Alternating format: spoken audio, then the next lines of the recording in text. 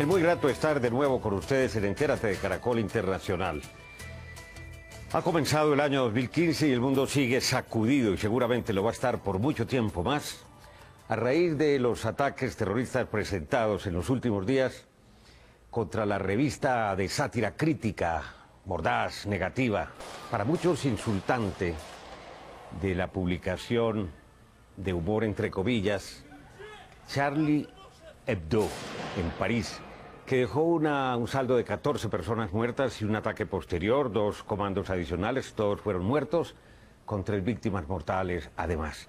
Manifestaciones multitudinarias en distintas ciudades francesas, solidaridad del mundo occidental, solidaridad con los terroristas de algunos grupos radicales y extremistas del mundo islámico.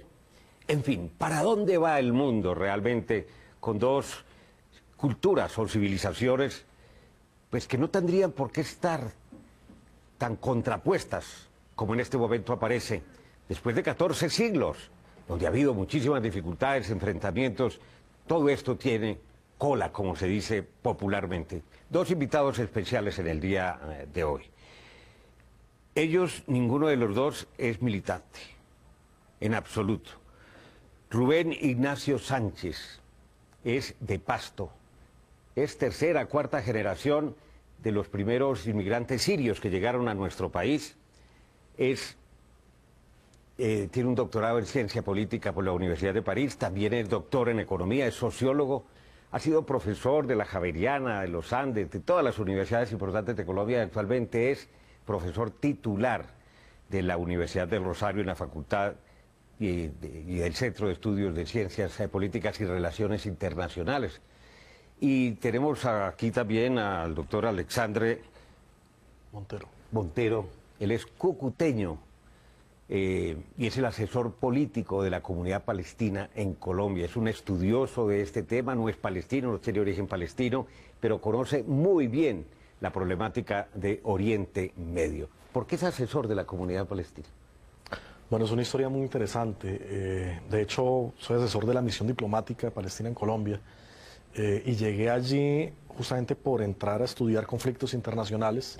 Digo, cualquier internacionalista que quiere estudiar conflictos tiene que mirar Asia, y si uno mira hacia el conflicto que ofrece los elementos de análisis de pronto más interesantes desde la teoría, desde la sociología, desde las relaciones internacionales, es el conflicto palestino-israelí. Bueno, y usted es director del Centro de Estudios Árabes en Colombia también. Justamente ese interés por traerle academia al análisis del conflicto fue lo que me llevó a la misión diplomática y al Centro de Estudios. Bueno, usted ha viajado mucho, recientemente estuvo en Francia, estuvo en España, conoce bien la problemática. ¿Por qué se ha interesado en este tema? Bueno, porque en primer lugar es un conflicto que lleva mucho tiempo, es un conflicto en el cual las responsabilidades de Occidente son grandes. Mi punto de vista siempre ha sido que parte de esta problemática se debe a la injerencia británica cuando partió a Palestina en dos, cuando los británicos traicionaron a los árabes. Leamos un poco la biografía de Lawrence de Arabia, por ejemplo. Una región donde el terrorismo siempre ha estado presente. Recordemos cómo se fundó Israel. Leamos simplemente una novela escrita por un autor judío, León Uris, que se llama Éxodo, y veamos cómo esta problemática siempre ha estado en ebullición y terriblemente mal interpretada y comprendida porque se generaliza demasiado sin conocer las realidades profundas y complejas en las cuales se mezclan la política, la religión, lo étnico, lo histórico, lo tradicional, la modernidad, lo social, la estructuración de los tejidos sociales, la imposición de gobiernos favorables a Occidente y a Oriente. Es decir, el que no entiende lo que pasa en esta región del mundo, creo que pierde mucho conocimiento sobre lo que pasa hoy en día. Alexander, uno se pregunta como ciudadano de a pie, en todas partes del mundo, ¿cómo es posible que dos chicos que habían estudiado en Francia, de origen, por supuesto, musulmán, pero que habían recibido toda clase de atención, se prepararon, finalmente se fueron, se matricularon en el Islam, se prepararon desde el punto de vista militar para hacer terrorismo, regresan al país que los había recibido a sus padres y a ellos mismos y cometen esta salvajada? Sí. Bueno, efectivamente el tema Francia es un muy buen ejemplo de lo que decía el profesor Sánchez. para hacer pedagogía y explicarle a la gente muchas cosas que normalmente se confunden. Por ejemplo, la gente suele confundir musulmán con árabe y asociar que todo árabe es musulmán per se. Lo cual es falso. Lo cual es falso. ¿Qué porcentaje de la población musulmana, 1.600 millones de habitantes en el mundo, puede ser realmente musulmán? Tan solo del global de la población musulmana, tan solo el 20% de la población 20%. es árabe. Hay países, por ejemplo, el país que más musulmanes aporta es Indonesia. Indonesia no es árabe. Irán, que frecuentemente, obviamente aparece en temas de seguridad internacional, Irán no es árabe, es persa. Turquía mismo, que aquí en Colombia confundíamos los árabes con los turcos, Turquía mismo no es árabe. Entonces, el mundo árabe tan solo representa el 20% del mundo musulmán. Ahora bien, no todos los árabes tampoco son musulmanes. Hay una población árabe católica importante, hay árabes que son judíos, hay árabes que son drusos, hay árabes que son ateos. Incluso cuando uno revisa o repasa la historia del Líbano, uno encuentra que el Líbano se construye en función de la población árabe libanesa católica que existía en ese momento allí. Entonces, el primer punto de partida es ese: no todo árabe es musulmán, ni todo musulmán es árabe.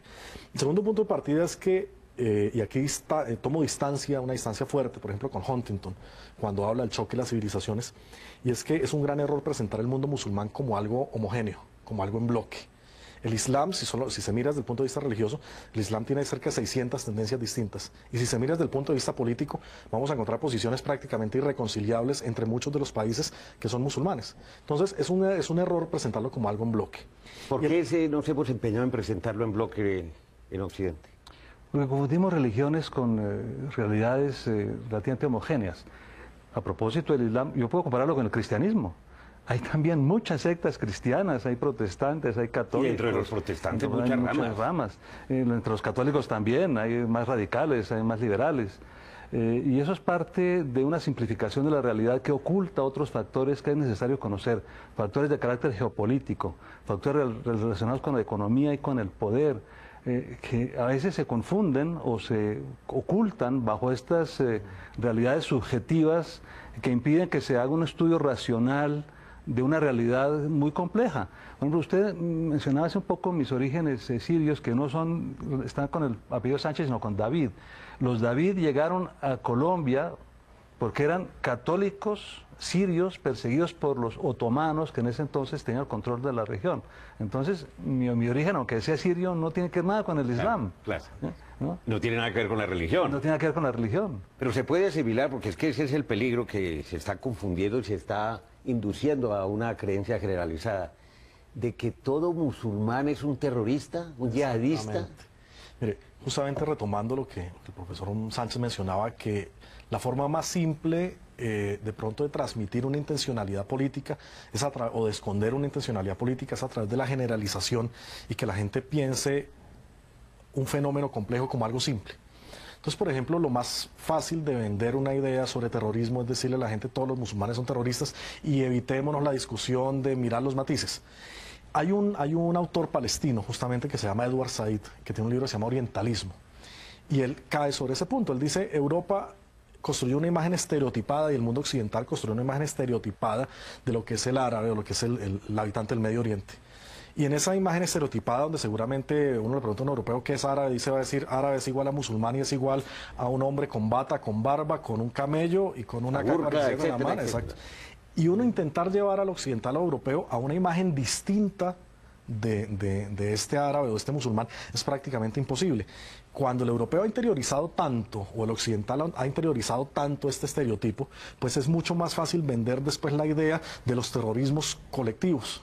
Entonces ya va a aceptar, va a asimilar más fácilmente la idea que efectivamente todos los musulmanes son terroristas. Y aquí hay un punto muy importante con lo de Francia, y es la situación con el policía muerto. El terrorista se baja y le dispara a un policía y lo mata. Lo remata. Si el factor de mediación entre los dos hubiera sido la religión, no lo hubiera matado, porque los dos son musulmanes. El policía era musulmán. El policía era musulmán. El factor de mediación entre los dos fue la institucionalidad francesa. Este es un policía que va a impedir que yo haga mi acción criminal. Entonces, pero que para él no era acción criminal, sino un acto heroico en nombre de Alá. Ahí valdría la pena hacerse una pregunta, y es efectivamente este joven, ¿qué tanto, después de ser segunda, tercera o cuarta generación, qué tanto seguía siendo marroquí? ¿Y qué tanto era, sin embargo, francés en una sociedad francesa que también los mantiene separados? O sea, el joven no era ni de allá ni de acá.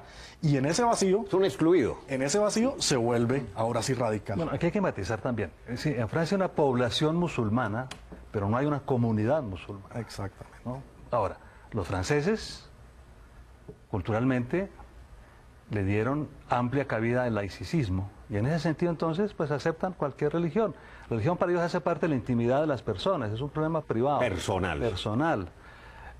Lo que ocurre es que en general, como usted bien lo decía, profesor, se confunde población con comunidad y todo el mundo queda satanizado. Pero es la casualidad que hay musulmanes en el ejército francés, hay musulmanes en la policía francesa, hay musulmanes que son abogados franceses, que son médicos franceses, que son franceses que practican una religión que es su problema. Ahora, el problema con la revista Charlie Hebdo es que obviamente traspasa ciertas fronteras, provocando reacciones que son emotivas. A propósito, esta misma revista Charlie Hebdo fue la que nos presentó, cuando hizo mención de Falcao y de James, como si fuéramos todos narcotraficantes. No, porque usted decía, generalizamos ahora. Pues sucede incluso en Argentina, al principio también se decía lo mismo, el Atlético Nacional, un equipo de Pablo Escobar, esto, aquello. Exactamente. Ahora, cuando yo vivía en Francia, yo estudié en Francia y muchos años allá, yo compraba Charlie Hebdo y no, pues me parecía un poco exagerado, pero no tenía esas reacciones emotivas, porque la situación económica mundial era distinta. Yo creo que comenzó a envenenarse, por lo menos en mi caso personal, tuve la primera experiencia con la guerra de los 7 días de los 6 días. De los 6 días. Yo tenía 2 compañeros de universidad, uno sirio y otro judío, que eran amigos muy cercanos, porque eran compañeros de clase, y a partir de entonces... Se volvieron en bandos distintos, se abrieron. Sí. Y si no se fueron cada uno a su país de origen a hacer la guerra, fue porque la guerra duró muy poco tiempo. O sea que yo creo que hay factores muy cercanos que han hecho que poblaciones que vivían relativamente tranquilamente, hoy en día sean prácticamente irreconciliables. Claro, en estos días, el domingo pasado, precisamente en el diario El Espectador, leía un análisis muy interesante del profesor de Correa, indicando que hay que ponerse como en el vestido y en el traje de estos chicos, de esas comunidades, de estas poblaciones, son cosas distintas, que han sido excluidos, que no tienen empleo, que han sido marginados, que no tienen futuro, que no tienen oportunidades, y entonces, nada, dicen, yo soy del Islam y yo me voy a matricular en la yihad, porque es la defensa de la fe, y es la proclamación del reino de Alá, que es el único Dios. Y entonces toman ese camino. Esa interpretación es válida para tratar, no de justificar, sino de tratar de entender cómo se mueve el cerebro de una persona de esta clase. Mire, le voy a responder en 2 niveles. El primero, en cuanto a extremismos. Afortunadamente todos los extremismos son parecidos, infortunadamente. Y hablando de que los extremos se juntan, ¿no? Claro. Y hablando de extremismos religiosos, sea el extremismo islámico, o sea el extremismo cristiano, católico, el extremismo judío, porque finalmente hay extremismo en todas las religiones, finalmente el objetivo del extremismo es llevar al paraíso al creyente, de cualquier extremismo. Entonces el extremista católico, cuando iban las cruzadas a Tierra Santa, la promesa de él era el paraíso. Lo extremista judío que asesina a palestinos en la ocupación, para él no le parece eso reprochable porque eso lo va a acercar más a Dios. O el fundamentalista musulmán que decide hacer una situación como la de Francia, pues también en su fundamentalismo va a llegar al cielo. Los extremismos tienen esa promesa peligrosa. Todos los extremismos religiosos llevan a la persona a esa idea de paraíso. El segundo elemento, sin embargo, es que el concepto yihad también a veces tiene muchas malas interpretaciones. Porque se habla incluso de un yihad mayor y de un yihad menor. Yihad, en sentido estricto, significa esfuerzo, traduce literalmente esfuerzo. Y no todo yihad implica guerra santa. De hecho, el concepto de guerra santa es un concepto construido en Europa en la época de las cruzadas, donde la guerra santa la hacía el catolicismo, y vienen todas las teorías tomistas y de San Agustín, de la guerra justa y todo ese tema. El problema de estos matices de yihad, más allá de significar esfuerzo, es que en estas 600 o más divisiones que hay dentro del Islam, hay unas visiones que son muy liberales, donde ven el parentesco de las 3 religiones como algo muy fuerte, un vínculo muy estrecho, donde las religiones no se deben atacar, y la yihad, o el yihad, para ser más preciso, es un esfuerzo de fe, o hay tendencias donde ven ese esfuerzo como un esfuerzo militante, y ese es el gran problema de estos grupos. Afortunadamente son grupos menores, y me atrevería a decir menores, porque el Islam congrega a 1.600 millones de personas, y yo no me imaginaría el mundo con 1.600 millones de terroristas. Eso es una cosa... Pero se habla, por ejemplo, del caso del Estado Islámico, y ahora vamos a ocuparnos del tema. dicen que son 30 a 50 mil unos, otros hablan de 15 mil, de los cuales unos 3 mil podrían ser de origen occidental. Ese es otro punto que vamos a desarrollar en Entérate de Caracol Internacional. Ya regresamos.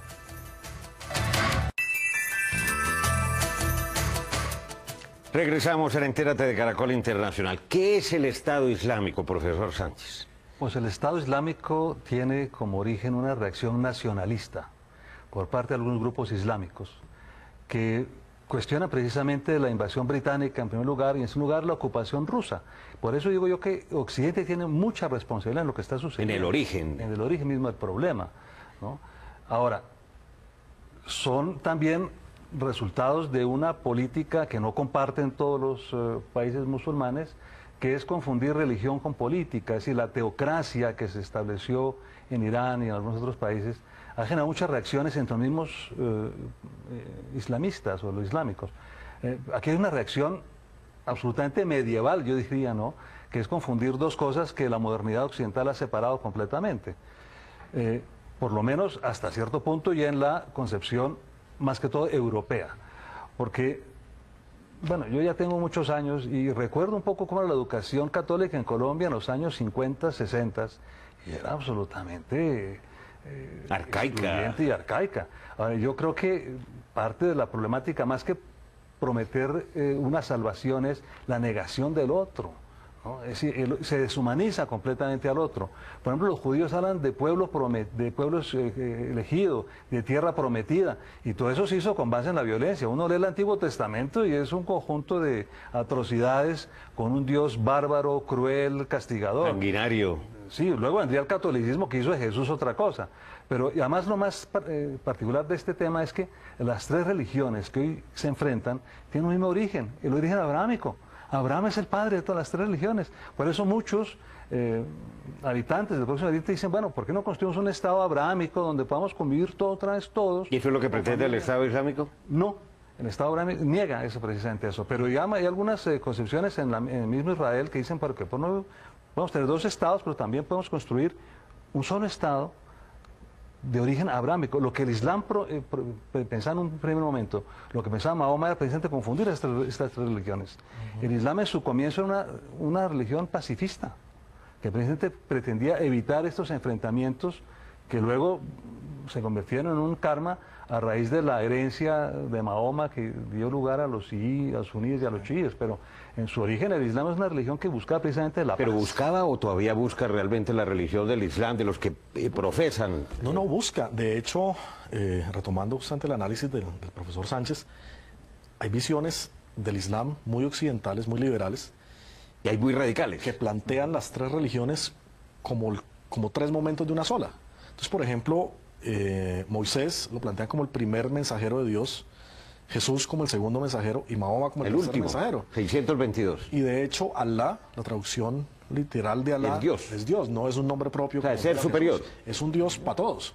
Entonces, esa visión es una visión que acerca mucho y que permite justamente esas posiciones que el profesor Sánchez está mencionando. Ahora, una cosa, o un par de cosas muy interesantes del Estado Islámico, retomando también lo que el profesor decía, es la responsabilidad histórica. Hay que recordar que después que el Imperio Otomano termina y las potencias de turno de ese momento, que eran el Reino Unido en primer lugar y Francia, entran a repartirse el Imperio Otomano, es a Francia a que le corresponde la repartición de Siria y la repartición del Líbano. Y justamente las guerras civiles del Líbano, esas tensiones históricas entre el Líbano y Siria, es un efecto colateral de la administración colonial francesa. Ahora, Francia tiene, por un lado, ese peso histórico con el Medio Oriente o el Oriente Próximo en cuanto a Siria y Líbano, pero tiene también otro punto de contacto con el mundo árabe y musulmán, y es el norte del África. La guerra de Argelia. Es ese vínculo que tiene con Argelia, toda la historia de la guerra de Argelia y los migrantes que llegan del norte del África a España, los marroquíes y los argelinos a Francia. Entonces, pensar una Francia desconectada del mundo árabe o del mundo musulmán es prácticamente imposible, porque es desconectarla de su responsabilidad histórica y desconectarla geopolíticamente una cantidad de cosas. Pero bueno, la gente se pregunta, ¿quién financia el Estado Islámico? Porque son cerca de 2-3 mil millones de dólares al año, que están dedicados pues al proselitismo, al armamentismo y al terrorismo. Claro, su principal fuente de ingresos es el petróleo, precisamente. Aún esté barato, Ahora, ¿no? Si nos acercamos más en el tiempo, hay una responsabilidad de los Estados Unidos muy grande también. ¿Quién financia Al Qaeda al comienzo? ¿Quién financió a Bin Laden? ¿Quién financia a los opositores al régimen sirio? ¿Quién financió a los opositores a Saddam Hussein? Luego obviamente eso se vuelven contra sus principales inversionistas. Pero ahí la responsabilidad de Occidente, como dice usted, es enorme, ¿no? Es directa. Es directa. Pero entonces, ¿qué países petroleros le están ayudando al Estado Islámico? ¿De dónde sale ese dinero? Porque del Más petróleo, que sí, pero... los que compran el petróleo, porque ellos controlan los pozos. El Estado Islámico controla un territorio bastante amplio, donde hay fuentes de ingreso muy importantes, entre ellas el petróleo. Y la pregunta es, ¿quién les compra el petróleo? Occidente. Occidente. Ahora, son territorios, porque se habla del territorio islámico de 40.000 o máximo 90.000 kilómetros cuadrados.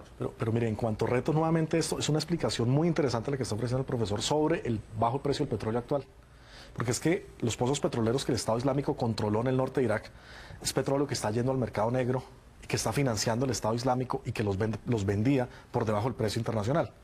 ¿Qué hace la coalición y qué hacen los países árabes? Abaratar el precio. Abaratar el precio del petróleo para que el mismo mercado negro abarate o disminuya los recursos del Estado Islámico. Y los países árabes petroleros pueden darse el lujo de llevar el petróleo a $10 el barril con tal que el Estado Islámico no reciba recursos. El problema es ese mercado negro que está alimentando justamente el petróleo del Estado Islámico. Esos son los recursos que le está llegando. Y el otro gran problema es el que usted mencionaba y es la capacidad de mimetización que los militantes del Estado Islámico pueden tener en Occidente. Muchos de ellos son tercera o cuarta generación de migrantes, pero también... Que hablan el idioma de los países donde se encuentran, Exacto. en Francia o en Alemania. Y muchos de ellos ni siquiera son tercera o cuarta generación, sino son netamente europeos o netamente estadounidenses, que pueden permear mucho que más tienen sus fácilmente. pasaportes, que entran tranquilamente Que no los como van a Pedro parar por en su ningún casa. lado, exacto. No es como un árabe que yo lo voy a ver físicamente, se identifica, sino se va a pasar... Pero es que lo grave ahora, profesor Sánchez, es que todos los occidentales miran, realmente aparece un árabe y ya le da miedo, piensa que puede ser un terrorista en potencia, o se monta un avión y dice, uy, corro peligro. Cosas absurdas. Cuando yo estaba en Europa de un amigo que era igualito a Yasser Arafat. Estudiaba en la Universidad de Pobre Lovaina. tipo. Entonces yo iba a visitarlo con frecuencia porque nos desplazamos de París a Lovaina y me da mucha risa porque a mí nunca me pedían el pasaporte en la frontera. Yo cogía el diario Le Monde, me ponía el periódico y a este pobre le hacían bajar la maleta, le esculcaban todo, le dieron el pasaporte. Porque la gente es tonta. Muchos de estos jóvenes que se alían con la yihad ni siquiera son de origen árabe o africano o marroquí. No, son franceses, alemanes, norteamericanos. Rubios ojiazules que se reclutan Ingleses. con las redes internacionales, con las redes sociales, que son personas más bien marginadas, que cuestionan a sus padres, ¿no? Y que son esa población vulnerable que busca, bueno, algo que le dé sentido a su vida. Por eso digo que aquí hay un problema de civilización muy profundo, ¿no? Hay un problema de integración social en el cual la responsabilidad de los modelos económicos que se están aplicando, el tipo de utilitarismo que nos han ofrecido, tiene mucha responsabilidad. Yo creo que, mire, vamos al campo de la educación. Pero vamos a hacer un corte comercial primero. Ya regresamos en Entérate de Caracol Internacional. Último segmento de Entérate de Caracol Internacional. ¿Hacia dónde va a estar? Mejor dicho, ¿hacia dónde va el Estado Islámico, profesor Montero? ¿Veremos muchos más episodios terroristas en distintos países europeos y en los Estados Unidos? Mire, aquí se va a construir un ciclo perverso, ¿sí? Debido a las características que hemos mencionado del Estado Islámico y a la dificultad de controlar económicamente o controlarlo a través de sus acciones armadas por la capacidad de mimetismo que tiene, porque muchos de ellos son rubios, ojiazules, como decía el profesor Sánchez, que se pueden mover fácilmente. Infortunadamente vamos a ver acciones violentas, acciones armadas, pues no todos los días, pero sí va a ser muy frecuentemente. Con alguna frecuencia. Pero va a generar todavía más ira, más odio de Occidente. Ese es el problema, que entonces la reacción de Occidente no va a ser una reacción que cuente con una opinión pública estructurada, que entiende las diferencias que hemos mencionado acá, sino va a ser una reacción de una opinión pública masiva, una reacción incluso xenófoba hacia los migrantes de origen musulmán, de tendencia religiosas musulmanas o de origen, por ejemplo, árabe, para ser más preciso. Y aquí vamos a ver un sentido utilitario que se le va a empezar a dar a Europa a estos discursos xenófobos, sobre todo a nivel de partidos políticos y de políticas públicas. Entonces se va a crear un círculo vicioso perverso que se basa en la ignorancia popular, en la ignorancia de la gente, en esta falsa tendencia a homogenizar todo para beneficiar intereses políticos. ¿Usted comparte esa visión, profesor Sánchez? Sí, precisamente. Pues que es catastrófica. Es catastrófico porque además encierra muchas contradicciones. El centro de la problemática es Europa hoy en día. Europa necesita inmigrantes. Muchos de estos inmigrantes vienen de África del Norte, vienen de países como el nuestro, etcétera, etcétera. Pero se desata toda una islamofobia que se expresa también en ataques a poblaciones islámicas que han nacido en Europa. En Alemania, por ejemplo, hay población de origen turco de tercera generación que no son alemanes, son europeos, que no son europeos, que nunca han estado en Turquía, que no hablan el turco, que no les interesa y sin embargo van a ser víctimas. Van a ser víctimas de este tipo. Lo que se avecina en consecuencia es bien delicado, bien grave. ¿Será que el recetario que están aplicando los Estados Unidos, los franceses, los ingleses, los alemanes, frente a este fenómeno del terrorismo, a raíz de lo ocurrido precisamente con Charlie Hebdo, es adecuado, es sensato, será lo racional, se podrá impedir o habrá que recurrir realmente a una educación de mediano y largo plazo para tratar de entender los orígenes de estos conflictos y hacer sociedades más incluyentes, más justas, más participativas, donde muchas comunidades del norte de África y de países árabes, que no son todos musulmanes, realmente puedan tener acceso y tener una vida más digna? Ahí está el interrogante hacia el futuro. Profesor Sánchez, muy amable. Gracias a usted. Gracias, profesor. A usted por la invitación. Recuerden que ustedes pueden seguirnos en Twitter a través de nuestra cuenta, @entératecaracol. También puede escribirnos a través del correo electrónico entérate@caracoltv.com.co. Y visite nuestra página web www.noticiascaracol.com/entérate. Allí podrá acceder a todos nuestros capítulos completos y los espero como siempre la próxima semana.